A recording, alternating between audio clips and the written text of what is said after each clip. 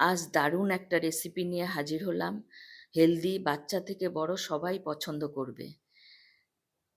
১ cup সুজি, ১/২ cup দই, ১/২ cup জল দিয়ে ভালো করে মিশিয়ে ১০ মিনিট রেস্টে রেখে দিয়েছিলাম।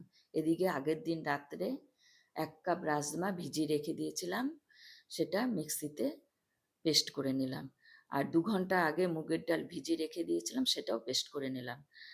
চপারে গাজর, ক্যাপসিকাম, পেঁয়াজ, কাঁচা লঙ্কা, আদা ভালো করে চপ করে নিলাম। ডালের মিশ্রণে সেই চপ করা সবজি আর সুজি ও দইয়ের মিশ্রণটা দিয়ে ১ চামচ লবণ, গোলমরিচ, ভাজা জিরে, চিলি ফ্লেক্স, চাট মশলা,